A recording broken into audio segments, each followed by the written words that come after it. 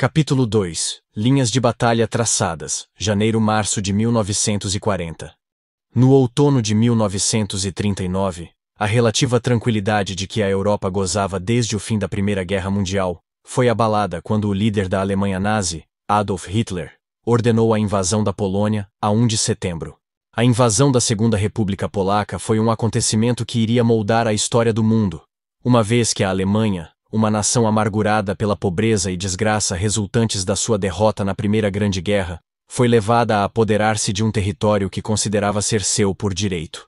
Os dias de glória dos impérios francês e britânico tinham terminado, e à medida que as forças de Adolf Hitler avançavam furiosamente pelo continente, era evidente que o poder devastador do Terceiro Reich estava agora a esculpir um novo e verdadeiramente aterrador capítulo nas páginas da história. Enquanto o Exército Vermelho de Stalin e a Wehrmacht alemã percorriam o terreno da Europa sem controlo, demoraria algum tempo até que os aliados conseguissem reunir forças para combater o avanço implacável dos invasores, e os meses de janeiro a março de 1940 seriam marcados por movimentos e manobras cautelosos.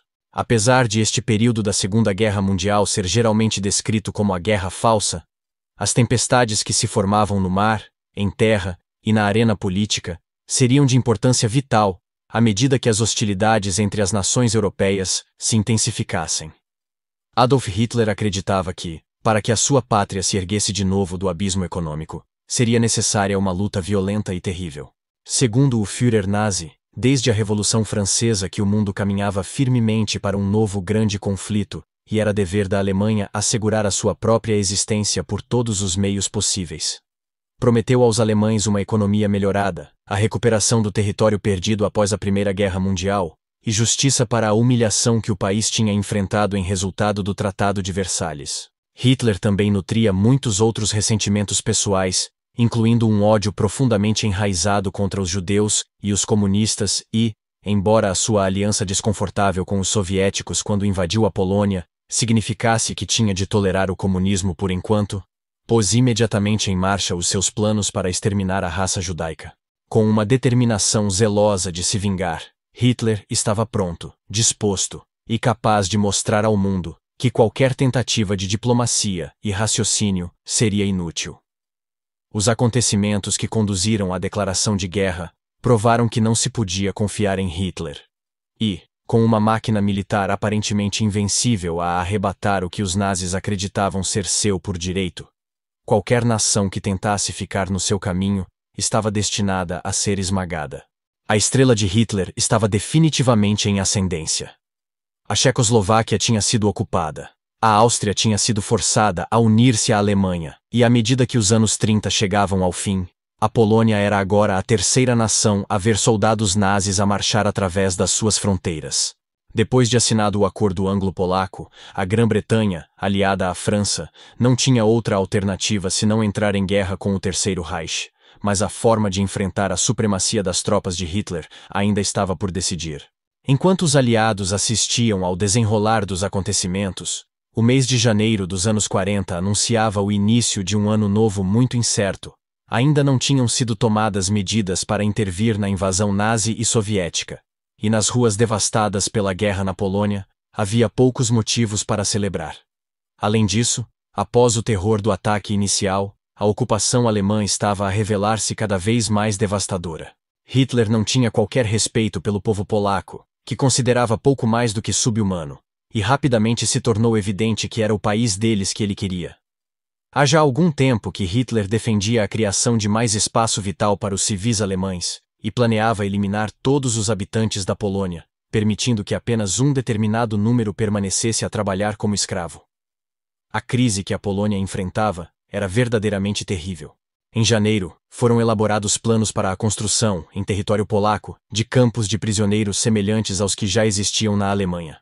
O mais conhecido destes campos situava-se nos arredores da pequena aldeia de Auschwitz, e até hoje, a simples menção do seu nome evoca todos os horrores da Segunda Guerra Mundial.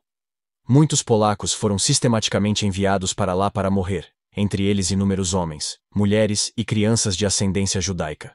A perseguição de Hitler aos judeus estava a ganhar força, mas estes protótipos de campos de concentração eram apenas o início dos planos de Hitler para a nação polaca. ele queria que todos os vestígios da cultura polaca fossem eliminados. As universidades foram fechadas ou destruídas, e os professores, docentes e intelectuais foram presos e executados. Rapazes e raparigas adolescentes foram reunidos e enviados para a Alemanha para trabalhar em fábricas, enquanto as crianças de cabelo louro, olhos azuis e outras características arianas eram arrancadas dos braços dos pais para serem educadas como alemães e filhos do Terceiro Reich. Não há dúvida de que a guerra levada a cabo por Hitler contra a Polônia seria uma guerra de aniquilação total e absoluta. No final da guerra, no ano do Terceiro Reich, cerca de 1/5 dos cidadãos do país estaria morto, a taxa de mortalidade mais elevada de qualquer país envolvido na Segunda Guerra Mundial. 3 milhões dos mortos eram judeus, e à medida que as forças nazis avançavam para o oeste, os acontecimentos na Polônia estavam prestes a tornar-se uma das maiores tragédias da história da humanidade. E não foram só os nazis que os polacos tiveram de enfrentar. Enquanto a parte ocidental da Polônia se encontrava sob a sombra da ocupação alemã, a leste os cidadãos, aterrorizados, enfrentavam a ameaça de uma invasão russa. Ao contrário dos ferozes combates a ocidente, o Exército Vermelho de Stalin tinha inicialmente enfrentado pouca resistência, na sequência do grande sucesso da propaganda soviética junto dos muitos ucranianos, bielorrussos e pró-comunistas do país. Estes estavam convencidos de que os soviéticos estavam ali para seu benefício e receberam os invasores de braços abertos. Na confusão, muitos polacos acreditaram que os soldados russos planeavam lutar contra os nazis, mas depressa se tornou claro que, apesar das suas diferenças, a Alemanha e a União Soviética estavam agora a trabalhar em conjunto, e que os polacos iriam sofrer tanto às mãos dos russos, como as dos comandantes de Hitler. Em agosto, a União Soviética tinha assinado um pacto de não agressão com Hitler, que assegurava que, face à beligerância alemã, os russos se manteriam em termos pacíficos com os nazis. Mas havia também um protocolo secreto, só descoberto após o fim da guerra, que revelava que Stalin e Hitler tinham feito planos para dividir a Europa de Leste, repartindo os despoios entre a Alemanha nazi e a União Soviética Comunista. Em troca da ajuda de Stalin na conquista da Polônia, Hitler concordou em deixar o leste aos soviéticos. Os russos seriam também autorizados a ocupar a Estônia, a Letônia e a Lituânia sem oposição da Alemanha, bem como a apoderar-se de um valioso território na Finlândia. Entretanto, Hitler avançaria mais para o oeste, assegurando a salvaguarda de matérias-primas valiosas para a economia do Terceiro Reich. Militarmente, a relação entre as forças soviéticas e alemãs parecia ser altamente benéfica. Mas na realidade, por baixo da fachada sorridente, era evidente que a aliança era, no mínimo, tênue, e com ideologias políticas muito diferentes, era pouco provável que fosse um acordo duradouro. Na agenda russa, Stalin estava a construir cuidadosamente uma zona tampão entre o seu país e o Ocidente, e em breve começou a empurrar tropas para os portos dos pequenos estados bálticos, que se desmoronaram sob a pressão soviética. No início de outubro do mesmo ano, Stalin começou a fazer exigências à Finlândia. Queria garantir terras perto de Leningrado, ilhas no Golfo da Finlândia e a utilização da base naval de Hang e, em troca, ofereceu aos finlandeses território soviético na sua fronteira oriental, mas os finlandeses estavam longe de estar convencidos. A Finlândia e os soviéticos tinham uma longa e complicada história. Até ao início do século X, a Finlândia tinha feito parte da Suécia, até ao congelamento do Mar Báltico, e entrou em batalha com os finlandeses no ano do Império Russo. Um ano mais tarde, a Suécia perdeu o terço oriental do seu país, que passou a ser o Grão-Ducado da Finlândia, uma parte do Império Russo. Pouco mudou, até que, pouco mais de um século depois, as ideias revolucionárias começaram a infiltrar-se na consciência de milhões de russos da classe trabalhadora, e as fronteiras do Império começaram a desmoronar-se. Com milhões de soldados russos a morrerem nos campos de batalha da Primeira Grande Guerra, e com a terrível escassez de alimentos na frente interna, as revoluções rapidamente tomaram conta do país nos anos 19 e 17. Em breve, o Exército Vermelho marchava pelas ruas de São Petersburgo, defendendo a causa bolchevique, e não demorou muito para que o regime czarista e o seu poderoso império caíssem em ruínas, deixando o país envolvido numa sangrenta guerra civil. Enquanto na Rússia o Exército Vermelho e o comunismo prevaleceriam, Na Finlândia, a guerra civil tomou conta do país, e o exército branco, que apoiava a monarquia, saiu vitorioso. Quando Vladimir Lenin tomou as rédeas do poder, e a União Soviética se ergueu das cinzas do antigo regime, a Finlândia tornou-se um estado independente e libertou-se dos grilhões do Império Russo. Mas não havia dúvidas de que os soviéticos continuavam a ser um adversário perigoso do outro lado da fronteira oriental da Finlândia. O homem que conduziu o exército branco da Finlândia à vitória, o barão Carl Gustaf Emil Mannerheim, queria marchar até São Petersburgo para derrotar os bolcheviques, mas os finlandeses acabaram por se contentar em construir grandes fortificações perto da fronteira soviética. Batizada de linha Mannerheim em honra do barão, esta linha viria a revelar-se vital para a defesa da Finlândia à medida que a Segunda Guerra Mundial ganhava ímpeto. No final de novembro desse ano, enquanto prosseguiam as negociações entre a Finlândia e a União Soviética, Stalin ficou impaciente e o Exército Vermelho recebeu ordens para invadir o país. O barão Mannerheim foi mais uma vez chamado a assumir o comando, desta vez contra o general soviético Merezhov, que previra que os seus homens chegariam à capital finlandesa, Helsínquia, no prazo de 10 dias. Mas, enquanto os comandantes soviéticos percorriam mapas e elaboravam estratégias, pouco imaginavam quão difícil seria a luta contra os finlandeses. Sem uniformes de inverno e sem provisões para uma longa campanha, as tropas soviéticas marcharam em direção à linha Mannerheim enquanto o segundo inverno mais frio em mais de um século varria o norte da Europa. Embora em grande desvantagem numérica e mal equipados, os finlandeses estavam bem habituados aos combates de inverno e rapidamente levaram a melhor, vestindo fatos brancos camuflados e percorrendo rapidamente o familiar terreno invernoso em esquis, tinham uma vantagem considerável, e as baixas soviéticas estavam a aumentar.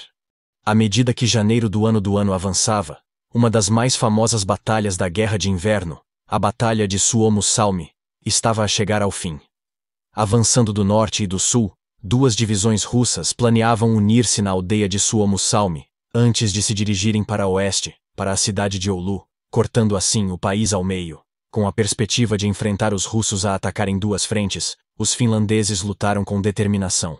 As tropas de esqui fizeram amplos movimentos de flanqueamento e apanharam de surpresa a retaguarda e o centro da divisão do norte. Entretanto, a sul, os lagos gelados tornaram-se armadilhas mortais.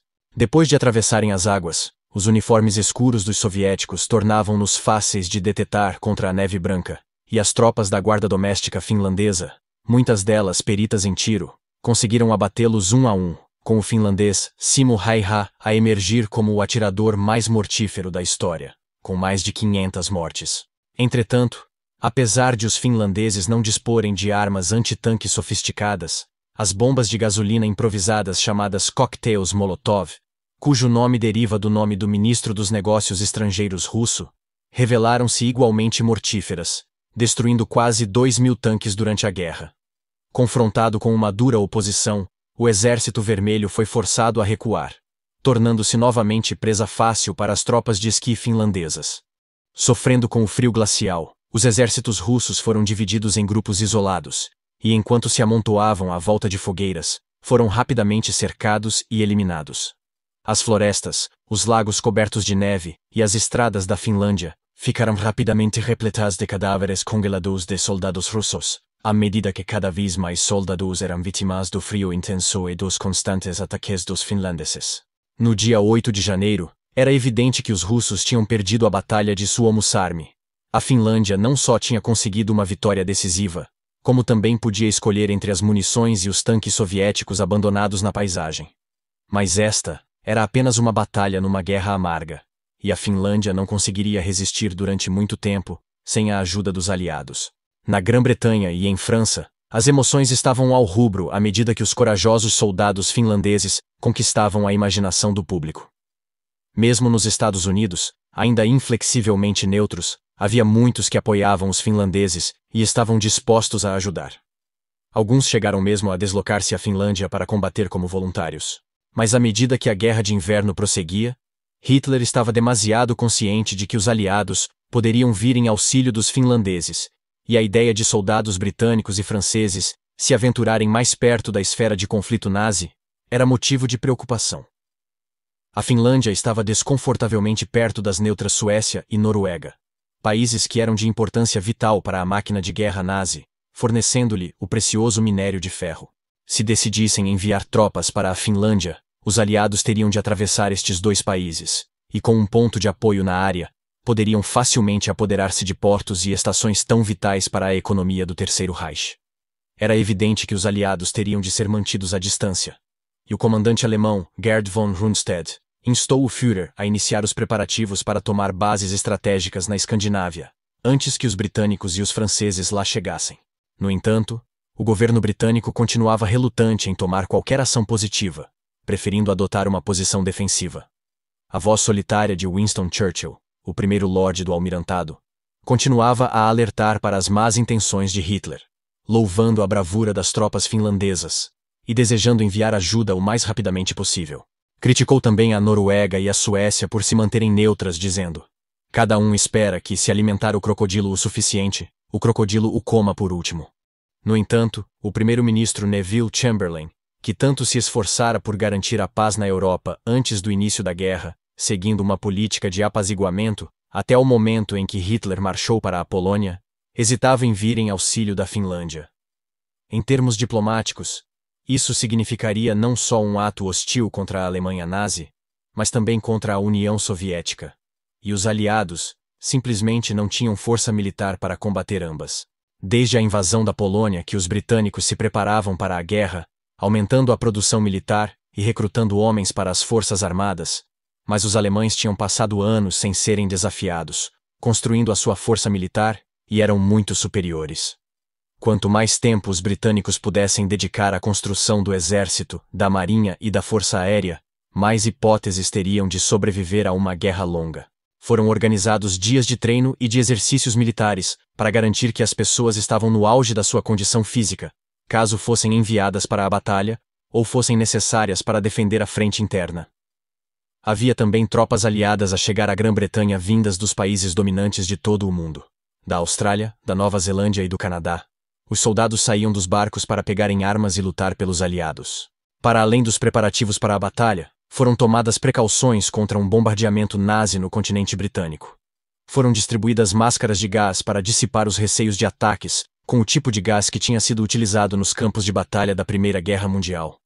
Foram instalados holofotes em redor das principais cidades para iluminar os aviões inimigos, e os apagões noturnos tornaram-se um modo de vida. Após os danos causados pelos ataques dos zeppelins alemães na Primeira Guerra Mundial, foram também envidados todos os esforços para salvaguardar os tesouros nacionais da Grã-Bretanha. Foram utilizados sacos de areia para proteger edifícios importantes, os vitrais foram retirados, os quadros foram retirados da National Gallery, e os manuscritos de valor incalculável do Museu Britânico foram guardados em abrigos à prova de bomba. Havia também a população civil a considerar. No outono anterior, muitas crianças tinham sido evacuadas das cidades britânicas para a segurança do campo. Mas em janeiro do mesmo ano, com poucos indícios de qualquer ameaça imediata, as crianças tinham regressado às suas casas, deixando muitos a pensar se alguma vez seria travada uma verdadeira guerra contra Hitler e a Alemanha nazi. No entanto, apesar da falta de combates na frente interna, os cidadãos da Grã-Bretanha começavam a sentir os efeitos da guerra europeia. A nação importava anualmente 55 milhões de toneladas de alimentos do estrangeiro, e o governo alemão acreditava que, se conseguisse cortar o fornecimento de alimentos e perturbar o comércio, o país ficaria de rastos. Os submarinos e os navios de guerra nazis atacavam os navios mercantes britânicos desde o outono do ano, e mesmo com a introdução de um sistema de comboios para proteger a navegação, continuavam a registrar-se perdas pesadas. Centenas de marinheiros mercantes britânicos tiveram de abandonar os navios que se afundavam nos primeiros meses da falsa guerra, e os que não morreram no mar foram feitos prisioneiros pelos agressores nazis. Foi um conflito que se tornaria a mais longa campanha militar da Segunda Guerra Mundial, e que Churchill designou como a Batalha do Atlântico. Entretanto, em terra firme, as reservas de alimentos começavam a escassear na Grã-Bretanha. O governo decidiu que o racionamento teria de ser introduzido nas primeiras semanas de janeiro do ano. Todos receberam livros de racionamento, e à medida que as filas se formavam à porta das lojas, As pessoas esperavam pacientemente para receber as suas porções de manteiga, toucinho e açúcar, cuidadosamente pesadas. À medida que os meses passavam, mais e mais bens eram adicionados aos livros de racionamento, à medida que os fornecimentos diminuíam e as importações de alimentos caíam para menos de um quarto da quantidade normal. Mas se Hitler esperava esmagar o espírito dos britânicos, depressa perceberia que seria necessário muito mais do que uma dificuldade pessoal para afetar o seu moral. Era inevitável que a situação se deteriorasse à medida que a guerra progredisse, e numa tentativa de se preparar para um novo declínio das importações, o governo britânico apelou a que todos os homens e mulheres do país cultivassem os seus próprios alimentos em parcelas, mesmo que isso significasse transformar os relvados da frente, os campos desportivos e até os jardins públicos formais em hortas. As flores foram substituídas por couves, e, enquanto os políticos faziam os seus apelos apaixonados para que as pessoas fizessem a sua parte, a área de terra britânica utilizada para a produção de alimentos tinha aumentado 80%. Rapidamente se viram cartazes por todo o lado, desde estações de metro a escritórios, encorajando toda a gente a cavar para a vitória, e muitos outros slogans cativantes foram utilizados. Mas, ao mesmo tempo que aumentava a produção doméstica de alimentos, tornou-se evidente que, após décadas de migração para o trabalho fabril urbano, a Grã-Bretanha estava a precisar urgentemente de mão de obra agrícola. Havia um déficit de cerca de 50.000 trabalhadores e, como cada vez mais homens a serem recrutados para as forças armadas, cabia agora às mulheres britânicas desempenharem o seu papel. O exército terrestre feminino foi rapidamente mobilizado para manter as explorações agrícolas da Grã-Bretanha a trabalhar, e marcaria, de facto, um importante ponto de viragem para as mulheres no século XX, uma vez que estas abandonaram os seus papéis tradicionais na sociedade e assumiram posições normalmente preenchidas por homens. E não foi só o trabalho na terra que as mulheres foram encorajadas a aceitar. Porque, à medida que a guerra avançava, elas também seriam recrutadas para trabalhar em fábricas, e até para se juntarem ao exército, à força aérea e à marinha, tornando-se tão importantes como os seus pais, maridos e filhos que lutavam pelo rei e pelo país. No entanto, enquanto a Grã-Bretanha se concentrava na forma de sobreviver com a redução das reservas alimentares e intensificava os preparativos para a guerra, a ameaça nazi estava mais próxima do que poderiam imaginar. As valiosas matérias-primas da Escandinávia não eram a única prioridade de Hitler, porque a oeste da Alemanha, e com fácil acesso à França, ficava o que o Führer descreveu como o calcanhar de Aquiles do Terceiro Reich, o Vale do Ruhr. Após a derrota da Alemanha na Primeira Guerra Mundial, a França tinha ocupado este território, que, com a sua valiosa produção de carvão, ferro e aço, tinha sido a região mais rica de toda a Alemanha. A ocupação francesa do Ruhr tinha contribuído para o colapso econômico da Alemanha no final dos anos 20, e, apesar de uma década depois as tropas francesas já terem abandonado a Renânia, em 36, Hitler tinha dado prioridade ao envio de tropas nazis para o território para o salvaguardar. O progresso da guerra dependia da posse do Ruhr, e um dos maiores receios de Hitler era que este lhe fosse novamente retirado. Num discurso aos seus seguidores, avisou que, se a Inglaterra e a França avançassem através da Bélgica e da Holanda para o Ruhr, correríamos o maior perigo.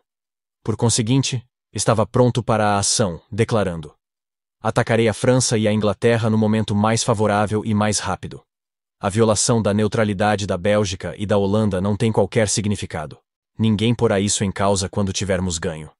O que Hitler propôs seria, de facto, um plano de batalha bem ensaiado, uma vez que as tropas alemãs tinham invadido a Bélgica apenas 2 décadas antes, durante a Primeira Guerra Mundial.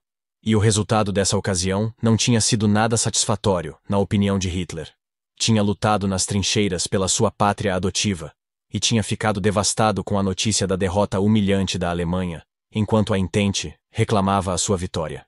Com um desejo ardente de vingança, Hitler prepara-se para enviar o exército alemão de volta à Bélgica para concretizar as esperanças que tinham sido frustradas pelo armistício de 1918. Com o receio de perder o precioso Vale do Ruhr a crescer de dia para dia, Hitler ordenou que a conquista dos Países Baixos fosse executada o mais rapidamente possível, para evitar que a França os ocupasse primeiro. Uma presença nazi na Bélgica e na Holanda também forneceria uma base para uma campanha aérea e marítima bem-sucedida a longo prazo contra a Grã-Bretanha, uma nação que Hitler temia. Embora não tivesse medo de Chamberlain, que ainda se estava a arrastar como primeiro-ministro, era o primeiro Lorde do Almirantado, Winston Churchill, que mais preocupava o Führer. Hitler estava, sem dúvida, a contar com o elemento surpresa.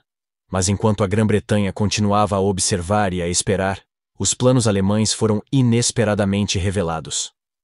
A 10 de janeiro de 1940, um avião de reconhecimento alemão descolou de Berlim com os planos de invasão de Hitler a bordo e dirigiu-se para uma reunião de pessoal em Colônia. O avião nunca chegaria ao seu destino, e o seu destino, segundo alguns, mudaria o próprio desfecho da guerra. Perdido no nevoeiro, o piloto confundiu o rio Mosa, que atravessa a Bélgica, com o Reno, e quando o avião se deparou subitamente com dificuldades, estava a quilômetros de distância da rota.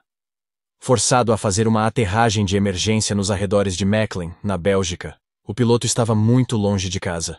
Enquanto os 2 oficiais a bordo subiam dos destroços, os guardas fronteiriços belgas depressa descobriram os documentos, e quando estes foram transmitidos aos serviços secretos aliados, os planos para um ataque à Bélgica e aos Países Baixos foram revelados. Em poucas horas, a notícia chocante foi transmitida aos líderes militares e políticos relevantes que estavam na linha de fogo nazi. Uma vez informado dos planos de Hitler, o rei Leopoldo III da Bélgica telefonou imediatamente à rainha holandesa, usando a frase de código: "Cuidado, o tempo está perigoso." E depois disse à Grã-Duquesa do Luxemburgo para ter cuidado com a gripe. As estranhas palavras indicavam a iminência de um ataque alemão. Mais importante ainda, foi rápido a informar o comandante supremo francês, Maurice Gamelin, que rapidamente reuniu os comandantes do seu exército para decidir uma linha de ação. Embora houvesse dúvidas sobre se os documentos poderiam ou não ser obra de contra-espionagem, Gamelin decidiu que esta era a oportunidade perfeita para pressionar os belgas neutros a permitirem um avanço francês no seu país. De facto, os franceses, tal como Hitler tinha antecipado com razão, tensionavam executar uma ofensiva contra a Alemanha, assim que tivessem acumulado força militar suficiente. A poucos dias da data prevista para a invasão, Gamelin ordenou que o primeiro grupo de exércitos e o terceiro exército marchassem em direção à fronteira belga. A notícia chegou também a Lord Gort, o comandante da Força Expedicionária Britânica, já estacionada em França, que aguardava a chamada às armas. Entretanto, na Alemanha, chegava a Berlim a notícia de que os preciosos documentos poderiam ter caído em mãos inimigas. Hitler ficou furioso e afastou dos seus cargos todos aqueles que considerava responsáveis, enquanto o seu chefe de operações, o general Alfred Jodl, concluiu que a situação era catastrófica. Os belgas, no entanto, estavam a fazer um excelente trabalho para manter em segredo a extensão do seu conhecimento, e até agora, os alemães não faziam ideia do paradeiro dos documentos e se tinham caído em mãos inimigas. No entanto, no campo dos aliados, havia complicações.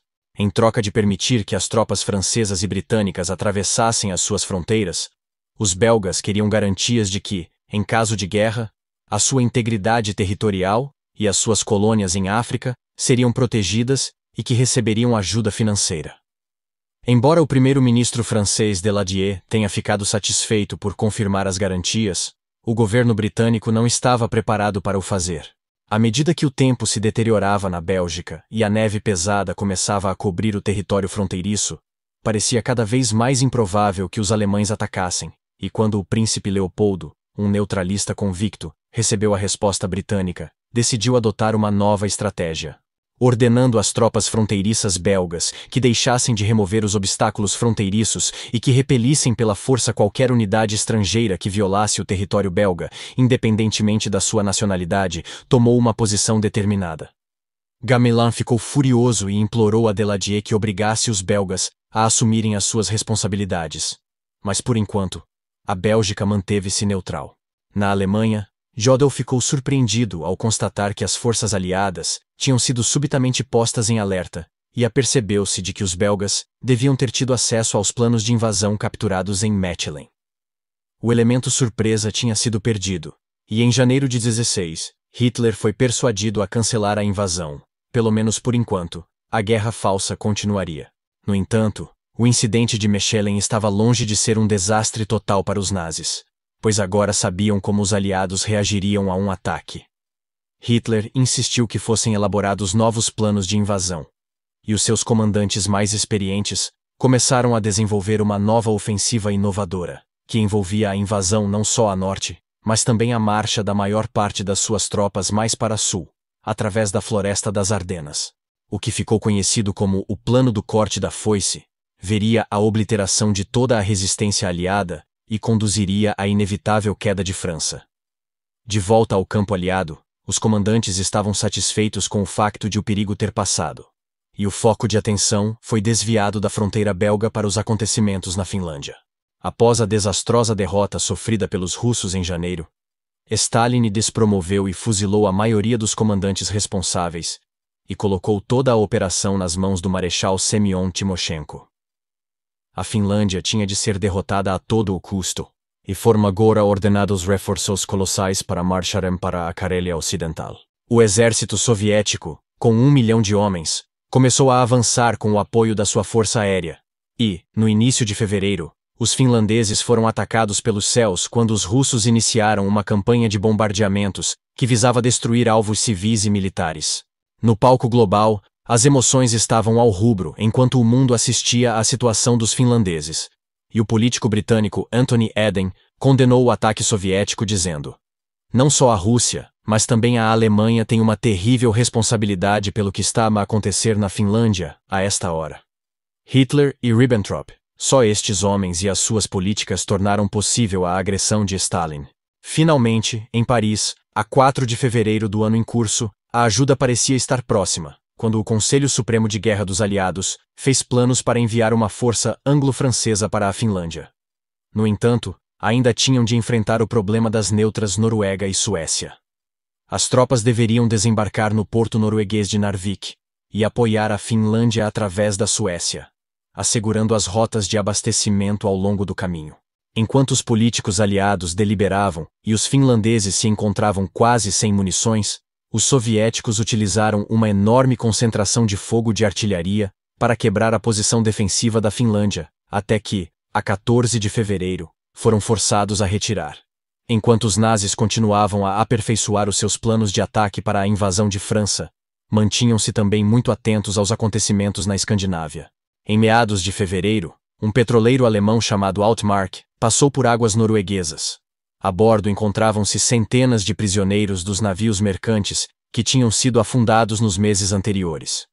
Infelizmente, os grupos de busca noruegueses não conseguiram inspecionar o porão e deixaram o navio passar. Mas um avião britânico não tardou a avistar o petroleiro e deu o alarme. A Marinha Britânica foi posta em alerta máximo, e um dos seus navios, o Cossack, começou a perseguir o navio. Então, no dia 16 de fevereiro, a Marinha Real conseguiu abordar o navio alemão armado com baionetas e, após uma luta corpo a corpo, conseguiu dominar a tripulação. Depois de meses em cativeiro, os marinheiros britânicos foram finalmente libertados, e apesar do frio norueguês que os esperava, ficaram muito contentes por deixar a sua prisão flutuante.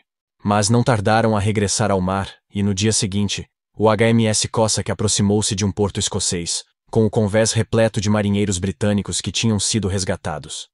A marinha tinha conseguido uma rara vitória para a Grã-Bretanha nos meses calmos da falsa guerra, mas estava destinada a levar os nazis a dar mais um passo no sentido do domínio total da Europa Ocidental.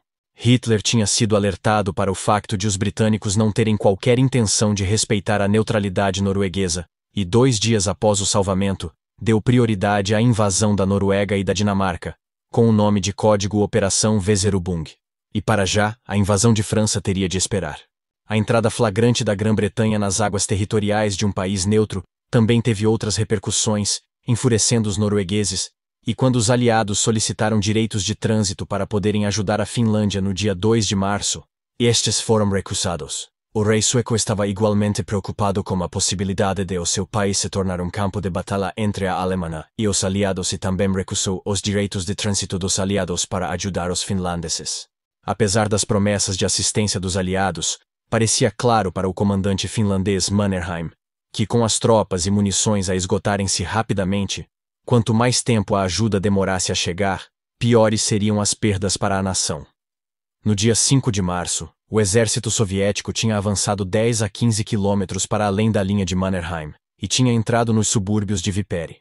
Para a Finlândia, não valia a pena continuar a lutar, e admitiu a derrota no dia 12 de março, assinando um tratado de paz e entregando um território valioso. As tropas militares foram evacuadas e milhares de civis iniciaram a longa viagem para construir uma nova vida. O arame farpado marcou as novas fronteiras entre a Finlândia e a Rússia, e Churchill, enfurecido, escreveu: "Agora o gelo vai derreter, e os alemães são os senhores do norte." Churchill voltou a provar que tinha razão na sua avaliação de Hitler e dos perigos que o mundo enfrentava. Mas como primeiro lorde do almirantado, apesar de ter opiniões bem informadas, não tinha poder. O primeiro-ministro Chamberlain hesitava como sempre em tomar uma posição contra Hitler, mas a confiança do público nele estava a diminuir e a reputação de Chamberlain sofreu um golpe terrível. O primeiro-ministro francês, Daladier, também foi considerado como tendo falhado na ajuda à Finlândia, tendo sido mesmo forçado a demitir-se por causa do caso. O que tinha acontecido na Finlândia era extremamente preocupante para os aliados, e enquanto na Europa e na Escandinávia os acontecimentos se sucediam, do outro lado do Atlântico, na América, o povo do EUA também estava atento ao que iria acontecer a seguir. Nesta fase, as relações entre o presidente americano e o primeiro-ministro britânico eram bastante tensas, mas Franklin D. Roosevelt tinha feito todos os esforços para reforçar os laços entre os dois países. Poucos meses antes do início da guerra, convidou o rei Jorge V e a rainha Isabel para uma visita de Estado, o que contribuiu, certamente, para melhorar as relações públicas. Mas as preocupações de Roosevelt com a atividade de Hitler na Europa iam muito além de um sentimento tradicional de boa vontade para com a Grã-Bretanha. Pensava-se que, com o conflito na Europa, uma nova ordem mundial poderia não favorecer os interesses americanos.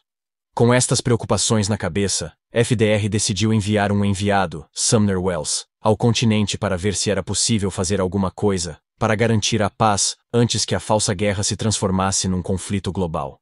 O primeiro destino de Sumner Welles foi a Itália, no final de fevereiro, onde tentou impedir Mussolini de entrar na guerra ao lado dos alemães. O ministro dos Negócios Estrangeiros italiano, que por acaso era também genro de Mussolini, não gostava abertamente dos alemães, e deu a Welles razões para esperar que os italianos pudessem ser afastados da sua aliança com Berlim. Mas Mussolini estava longe de estar disposto a denunciar os seus amigos alemães, e, movido pelo seu desejo de recriar o Império Romano, parecia que seria difícil orientar o ditador para uma solução pacífica. No dia 10 de março, Welles chegou a Londres, onde teve vários encontros com altos estadistas, uma audiência com o rei Jorge VI e o primeiro-ministro. Welles ficou surpreendido com a raiva que Chamberlain demonstrou em relação aos alemães, mas a sua política sempre foi a de evitar conflitos, e Welles ficou animado com o facto de o primeiro-ministro estar a considerar apaziguar Berlim com concessões coloniais em África. Foi também efetuada uma visita ao almirantado para se encontrar com Winston Churchill, mas esta foi menos bem-sucedida.